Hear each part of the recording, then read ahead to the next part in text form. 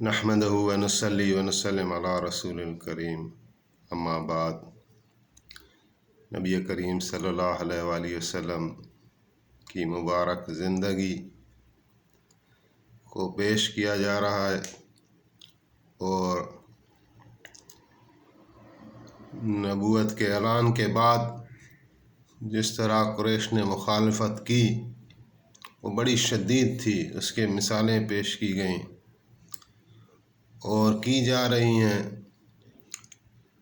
फिर जब मुसलमानों ने देखा कि इतनी हमें परेशानी उठानी पड़ रही है, मुश्किल हालात हैं, तो कुछ जमायत ने मिलकर, सहाबा की जमायत ने नबी करीम रऊफ़ रहीम सल्लल्लाहु अलैहि वसल्लम की खिदमत में अर्ज़ किया कि या रसूलल्लाह, हम हिजरत करना चाहते हैं। तो आप अलैहिस्सलाम को भी ये बात पसंद आई। ये देखें ना कि दीन कहते हैं कि दो तरीक़ों से फैला या दो अमाल से फैला, एक हिजरत है, एक नुसरत है।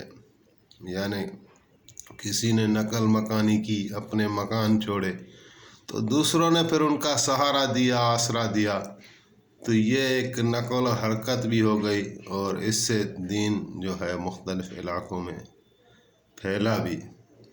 तो नबी करीम सल्लल्लाहु अलैहि वसल्लम को उनकी यह बात पसंद आई और हज़रत अबू बकर सिद्दीक़ ने पूछा, या रसूलल्लाह, ये कहाँ हिजरत करें?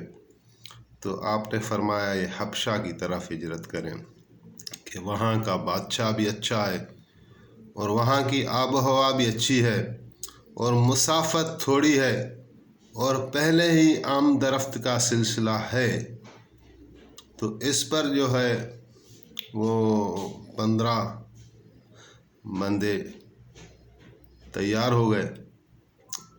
तादाद आगे पीछे भी हो सकती है, बहरहाल कलील जमात 15-20 लोगों की। उनका अमीर आपने हज़रत उस्मान इब्न अफ़्फ़ान रज़ियल्लाहु ताला अन्हु को मुकर्रर किया और उनकी शादी जो है नबी करीम सल्लल्लाहु अलैहि वसल्लम की बेटी जनाब रुक़ैया से हो चुकी थी।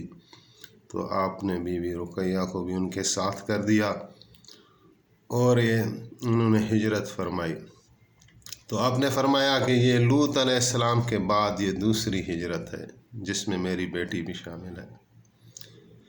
तो ये वहाँ कुछ थोड़ा ही अरसा रहे, महीना या 2 महीना, तो पीछे फिर कोई अफवाह आई कि नबी करीम सल्लल्लाहु अलैहि वसल्लम और कुरैश मक्का ने आपस में सुलह कर लिए। तो ये सुनकर ये लोग वापस आ गए, लेकिन अभी वापस पहुँचे नहीं थे तो रास्ते में इनको पता चला कि ये अफवाह है, इसमें सदाकत कोई नहीं। तो बाज़ तो वापस चले गए हबशा की तरफ और बाज़ जब मक्कातुल मुकर्रमा के करीब आ गए तो फिर वो नबी अलैहिस्सलाम की ज़ियारत करने के लिए और वो बस वापस मक्के ही आ गए। और मक्के आकर जो है वो नजाशी बादशाह की और उस इलाके की बड़ी तारीफ़ की, बड़ा इत्मीनान दिखाया, जिस पर मज़ीद सहाबा को भी शौक़ हुआ जो इस काबिल थे कि यानी हिजरत की जाए और दूसरी मरतबा हिजरत की तैयारी कर ली गई। हाँ, लेकिन एक बात रह गई, वो ये कि जब ये छोटा सा काफ़िला पहली मरतबा तैयार हुआ हिजरत के लिए, जिसमें 15 या 20 लोगों के दरमियानी लोग थे, 4 औरतें थी, 15 मर्द थे। तो कुफ़ार मक्का को पता चला तो वो भागते हुए इनके पीछे गए तो किसी तरह इनको रोकें, सताएं, जुल्म करें। लेकिन जब मुहाजिरीन गए तो समंदर से कोई रास्ता जाता था हबशा और मक्कातुल मुकर्रमा का, तो वो किसी कश्ती में सवार होकर रवाना हो चुके थे और काफ़रों को कुछ नहीं मिला सवाए ख्वारी के, रुसवा होकर वापस आ गए। अभी जब दूसरी मरतबा हबशा के लिए तैयारी हुई और ये मुहाजिरीन ने जब सुना, नबी अलैहिस्सलाम ने, सहाबा किराम ने, कि वहाँ का माहौल اور سکون ہے، وہاں کوئی روک ٹوک نہیں ہے، تو شوق دکھایا، اور کوئی 80 افراد سے اوپر یعنی لوگ تیار ہوئے، اور دوسری مرتبہ بھی حبشہ ہجرت کی گئی۔ اس مرتبہ کافروں نے یہ سوچا کہ مسلمانوں کے جو یہ اقدام ہیں باہر جانے کے اور ملک سے باہر رہنے کے، اسی کو کسی طرح ہم بند کرائیں۔ تو ان کے مراسم ہوتے تھے نجاشی بادشاہ سے، تو انہوں نے 2 اپنے چالاک بندے تیار کیے کہ وہ نجاشی کے بادشاہ کے پاس جائیں اور ان سے اس طرح یعنی کلام کریں یا یہ بات پیش کریں کہ وہ جس نے مہاجروں کو امان دی ہوئی ہے صحابہ کرام کو، وہ اپنی واپس امان لے لے اور یہ ہمیں واپس دے دے۔ تو اس مقصد کو حاصل کرنے کے لیے انہوں نے 2 اپنے بندے تیار کیے، ایک عمر بن عاص اور ایک عمارہ بن ولید، کہ آپ بادشاہ کی دربار میں جا کر کچھ ایسا کریں کہ بادشاہ ان کو واپس کر دے۔ تو یہ جب لوگ گئے ہیں تو بڑے تحفے طوائف لے کر، نیچے چپراسیوں سے لے کر شروع کیے، وزیروں امیروں تک جو بھی دربار میں تھے جن کی رسائی تھی ان کو الگ الگ تحفے دیے، اور بادشاہ کے لیے ایک کھجور لے گئے، ادم کھجور اس کا نام تھا، وہ بادشاہ نجاشی کو بہت پسند تھی، تو وہ لے کر گئے اور بادشاہ کی خدمت میں پیش کیے۔ تو بادشاہ بڑا خوش ہوا اور پوچھنے لگا کہ آپ کا کوئی کام ہے؟ تو یہ کہنے لگے کہ ہاں ہم ایک کام سے آئے ہیں، ہمارا کام یہ ہے کہ کچھ ہمارے اپنے بھائی ہیں، وہ ہم سے بدظن ہو کر، ہمارے دین سے بدظن ہو کر آپ کے پاس آ گئے ہیں، ہم ان کو لینے آئے ہیں اور آپ سے یہ عرض ہے کہ وہ ہمیں دے دیں۔ تو بادشاہ نے سوال پوچھنے شروع کیے کہ وہ کیوں آئے ہیں اور ایسا کیا تنازع ہے۔ تو ان کو پھر بتانا پڑا کہ ایک شخص جو ہے ہم میں کوئی جادوگر ہے، وہ پیدا ہوا ہے، وہ دین سے لوگوں کو پھرا دیتا ہے، اپنے آبا و اجداد کے دین سے، لوگ اس کی باتوں میں آ کر اپنا دین چھوڑ دیتے ہیں۔ تو پھر بادشاہ پھر پوچھنے لگا کہ اس کا دین کون سا ہے؟ تو یہ کہنے لگا کہ نہیں، کوئی اس کا دین تو کوئی نہیں ہے یہ وہ۔ بادشاہ نے کہا کہ نہیں، ایسا تو ہو نہیں سکتا کہ لوگ، اگر اس کا کوئی دین نہیں ہوتا تو لوگ اس کے قائل کس طرح ہوں گے، اس کے فالوور کس طرح ہوں گے۔ اور بادشاہ نے کہا کہ میں ایسے نہیں ان کو حوالے کروں گا، میں ایسا کرتا ہوں کہ ایک مجلس ترتیب دیتا ہوں جس میں آپ بھی ہوں وہ بھی ہوں، اور آپ اپنی بات بیان کریں وہ اپنی، پھر میں فیصلہ کروں گا۔ تو مہاجرین مکہ کو بادشاہ کی طرف سے میسج ملا کہ آپ آ جائیں دربار میں اور آپ کا یہ فیصلہ رکھا گیا ہے۔ تو مہاجرین مکہ کے کافروں کے ستائے ہوئے لوگ تھے، پہلے ہی پریشان تھے، یہ کچھ ٹائم یہاں ابھی امن و سکون کا سانس لیا تھا کہ دوبارہ وہی لہر۔ تو جیسے ہی ان کو یہ پیغام ملا بادشاہ کا تو وہ پریشان ہو گئے، پریشانی کی لہر ان میں دوڑ گئی۔ لیکن انہوں نے پھر آپس میں مشورہ کیا کہ بادشاہ کے ساتھ کلام کون کرے گا، تو اپنا متکلم امیر حضرت جعفر طیار کو مقرر فرمایا کہ یہ بات کریں گے۔ تو جانا تو تھا، بہرحال مہاجرین تیار ہوئے اور بادشاہ کی دربار میں حاضر ہوئے۔ تو سب سے پہلے ایک قلیل جماعت تھی، جیسے ہی داخل ہوئے تو جو بادشاہ کے یہاں ایک آداب تھا کہ جو بھی جاتا وہاں تعظیم کا سجدہ کرتا تھا، جھکتا تھا۔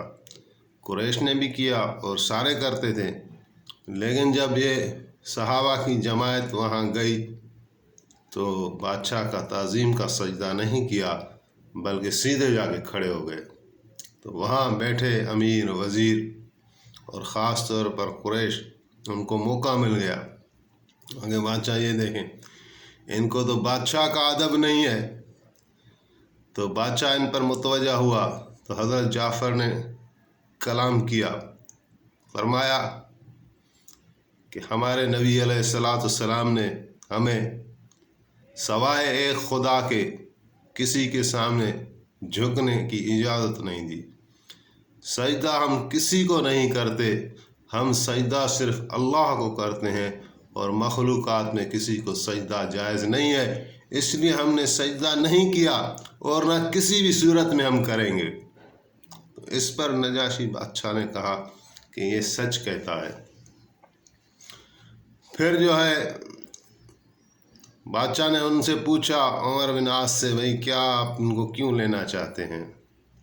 یا حضرت جعفر کو کہا کہ جعفر، یہ لوگ مکے والے آپ کی قوم کے لوگ ہیں، آپ کو لینے آئے ہیں، تو اگر میں آپ لوگوں کو ان کے حوالے کر دوں تو حضرت جعفر نے کہا کہ بادشاہ سلامت، آپ ان سے پوچھیں کہ یہ ہمارے پیچھے کیوں آئے ہیں؟ کیا ہم نے ان کا کوئی قرض لیا ہوا ہے، قرض لے کر بھاگے ہوئے ہیں؟ ہم نے کوئی ان کا خون خرابہ کر کے ہم نے کوئی بھاگے ہوئے ہیں وہاں سے، یا ہم نے کوئی اور فساد پھیلا کر ان کو کوئی نقصان پہنچا کر یہاں آ کے پناہ لی ہے؟ جب جواب نفی میں ہے، جب ہم نے ایسا کوئی ان کا نقصان نہیں کیا تو یہ ہمیں کیوں لینے آئے ہیں؟ تو اس پر عمر بن عاص والوں نے کہا کہ نہیں یہ تو ہمارے بھائی ہیں، انہوں نے کوئی خون دنگا فساد کچھ نہیں کیا، نہ قرض لیے ہیں، بلکہ یہ ہے کہ یہ ہمارے دین سے، آبا اجداد والے دین سے ہٹ کر کسی اور دین پر آ گئے ہیں، اور ہم یہ چاہتے ہیں کہ واپس ان کو لے جائیں اور اپنے دین میں ہی شامل کریں، تاکہ ہماری قوم میں جو یعنی ایک اتحاد ہے وہ قائم رہے۔ تو اس پر حضرت جعفر نے کہا کہ بادشاہ سلامت، ہماری قوم بڑی پست تھی، پستیوں میں گری ہوئی تھی، جوا، شراب، ظلم، زنا ہمارے معاشرے میں عام تھا، اور سینکڑوں بتوں کی پوجا کرتے تھے، اور پھر اللہ تعالیٰ نے عالی نسب بنی ہاشم میں حضرت محمد بن عبداللہ صلی اللہ علیہ وآلہ وسلم کو رسول بنا کے بھیجا۔ اس نے ہمیں ان ساری برائیوں سے روکا اور اللہ تعالیٰ کی وحدانیت کی طرف پکارا، تو ہم جو ہے وہ بری عادتیں چھوڑ کر، وہ خود بھی نیک ہے، نیکی کا حکم کرتا ہے، برائی سے منع کرتا ہے، اور ہمیں بھی جو ہے وہ برائی سے منع کرتا ہے اور نیکی کا حکم دیتا ہے، اور ہمیں بھی یہی ترغیب ہے کہ ہم بھی یہی کام کرتے رہیں۔ اور اس پر جو ہے وہ کلام الہی نازل ہو رہا ہے۔ تو نجاشی بادشاہ اصل میں نیک طبیعت انسان تھا، اور عالم بھی تھا، نصرانی تھا، عیسائی، اور وہ جانتا تھا۔ تو جب حضرت جعفر نے کہا کہ ان پر کلام نازل ہو رہا ہے، تو نجاشی بادشاہ نے کہا اگر وہ کچھ کلام تجھے یاد ہے تو سنائے۔ تو حضرت جعفر نے سورۃ مریم کی تلاوت کر دی، اور جب یہاں تک پہنچے وَقُلِي وَاشْرَبِي وَقَرِّي عَيْنًا، کھاؤ اور پیو اور اپنی آنکھوں کو راحت اور ٹھنڈک پہنچاؤ، یہ در حقیقت وہ کلام ہے جو جناب مریم سلام اللہ علیہا کو اللہ تعالیٰ نے اس وقت خطاب کیا تھا جب حضرت عیسیٰ علیہ السلام پیدا ہو رہے تھے۔ تو ایک کھجور کا درخت جو کہ خشک تھا، لیکن اللہ تعالیٰ کی قدرت سے اسی وقت اس میں تازہ کھجور پیدا ہو گئی، اور پانی وہاں کوئی نہیں تھا، تو پانی کا چشمہ بھی برآمد ہوا۔ تو اللہ تعالیٰ نے ان کو کھلایا بھی اور پلایا بھی، اور ایسے حالات تھے نہ بظاہر کھانا موجود تھا نہ پانی موجود تھا، لیکن اللہ تعالیٰ نے اپنی قدرت سے بیوی مریم کھلایا اور پلایا، اور پھر کلام فرمایا فَقُلِي وَاشْرَبِي وَقَرِّي عَيْنًا، کہ کھاؤ اور پیو اور اپنی آنکھوں کو ٹھنڈک پہنچاؤ۔ جب حضرت جعفر یہاں تک پہنچے تو نجاشی بادشاہ زارو قطار رونے لگا، اور جو نجاشی بادشاہ کی دربار میں نصرانی علماء تھے وہ بھی رونے لگے، اور کہنے لگے کہ یہ وہی نبی ہے جس کی بشارت انجیل میں ہے۔ تو اس پر جو ہے عمر بن عاص اور عمارہ بن ولید جو قریش کے نمائندے تھے، یہ تو پریشان ہو گئے اور کہا کہ بادشاہ تو ان سے اثر لے رہا ہے۔ تو فوراً کہا کہ بادشاہ سلامت، ان کے نبی کا اور ان کا جناب عیسیٰ علیہ السلام کے بارے میں عقیدہ صحیح نہیں ہے۔ تو بادشاہ تھوڑا متعجب ہوا اور حضرت جعفر سے پوچھا کہ ہاں بھائی، عیسیٰ علیہ السلام کے بارے میں تمہارا نبی کیا کہتا ہے؟ تو حضرت جعفر نے کہا کہ عیسیٰ اللہ کے نبی ہیں، عیسیٰ اللہ کے بندے ہیں، عیسیٰ اللہ تعالیٰ کے کلمہ ہیں جن کو اللہ تعالیٰ نے القا کیا جناب مریم سلام اللہ علیہا کو، اور نہ عیسیٰ اللہ ہے اور نہ عیسیٰ اللہ کا بیٹا ہے۔ تو نجاشی بادشاہ نے اسی وقت جو ہے ایک زمین سے تنکا اٹھایا اور کہا کہ جتنا جعفر نے بیان کیا ہے عیسیٰ علیہ السلام اس تنکے جتنے بھی، نہ اس سے بڑے ہیں نہ چھوٹے ہیں، یہ بالکل صحیح بیان کیا ہے۔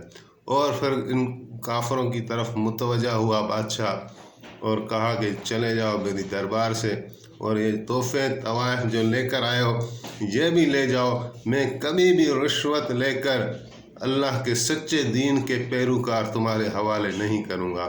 تو قریش یہاں سے بھی رسوا ہو کر خوار ہو کر واپس آ گئے۔ تو انشاءاللہ یہ جاری ہے انشاءاللہ۔